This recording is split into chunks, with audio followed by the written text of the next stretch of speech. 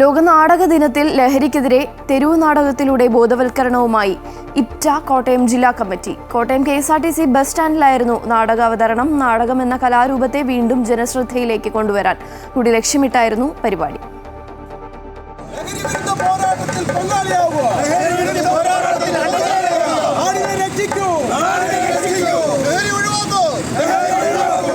സാമൂഹ്യ തിന്മകൾക്കും അനീതികൾക്കുമെതിരെ ശബ്ദമുയർത്തിയ ചരിത്രമാണ് നാടകത്തിൻ്റെത്. വീണ്ടും ഒരു ലോക നാടക ദിനത്തിൽ ഒരു തെരുവ് നാടകം അവതരിപ്പിക്കാൻ ഈപ്റ്റ തീരുമാനിച്ചപ്പോൾ വിഷയം കണ്ടെത്താൻ വീണ്ടും ഒന്ന് ആലോചിക്കേണ്ടി വന്നില്ല. ഇന്ന് കേരളവും രാജ്യവും നേരിടുന്ന ഏറ്റവും വലിയ വെല്ലുവിളിയായ ലഹരി എന്ന വിപത്തിനെ തന്നെ ഇതിവൃത്തമാക്കി നാടകം അവതരിപ്പിക്കാൻ തീരുമാനിക്കുകയായിരുന്നു. ലഹരിയുടെ മായാവലയത്തിൽപ്പെട്ട് സ്വന്തം കുടുംബാംഗങ്ങളുടെ ജീവൻ കവർന്നെടുത്ത സംഭവങ്ങളടക്കം നാടകത്തിൽ പ്രതിപാദിച്ചപ്പോൾ കാണികളും കുറവില്ലായിരുന്നു.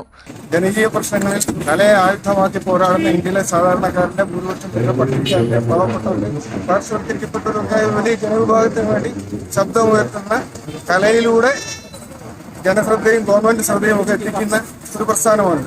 ലഹരിക്കെതിരെയുള്ള ബോധവൽക്കരണത്തിനൊപ്പം നാടകത്തിന്റെ നഷ്ടപ്രതാപം വീണ്ടെടുക്കാനുള്ള ശ്രമത്തിന്റെ ഭാഗം കൂടിയായിരുന്നു തെരുവ് നാടകാവതരണം. നാടക പഠന കേന്ദ്രം ഡയറക്ടർ ജോസഫ് ആന്റണിയാണ് നാടകം സംവിധാനം ചെയ്തത്.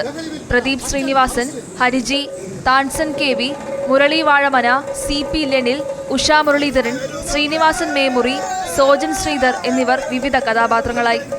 അമൃത ന്യൂസ്, കോട്ടയം. അമൃത ആശുപത്രി ടെലിമെഡിസിൻ വിഭാഗത്തിന്റെയും സ്വാമി വിവേകാനന്ദ ഹോസ്പിറ്റലിന്റെയും telemedicine society of India Kerala ചാപ്റ്ററിന്റെയും സംയുക്ത ആഭിമുഖ്യത്തിൽ പക്ഷാഘാത മെഡിക്കൽ ക്യാമ്പ് സംഘടിപ്പിച്ചു. അടിമാലിയിൽ നടന്ന മെഡിക്കൽ ക്യാമ്പ് അമൃത ആശുപത്രി ന്യൂറോളജി വിഭാഗം മേധാവിയും Amrita school of medicine vice പ്രിൻസിപ്പലുമായ ഡോക്ടർ ആനന്ദ് കുമാർ ഉദ്ഘാടനം ചെയ്തു. പക്ഷാഘാത വിഭാഗം മേധാവി ഡോക്ടർ വിവേക് നമ്പ്യാർ ക്ലാസ് എടുത്തു. ചടങ്ങിൽ Vivekananda medical mission medical officer doctor Narayanan, Amrita ആശുപത്രി ഹോസ്പിറ്റൽ അഡ്മിനിസ്ട്രേഷൻ വിഭാഗം മേധാവി ഡോക്ടർ ദിനേശ് നായർ തുടങ്ങിയവർ പ്രസംഗിച്ചു.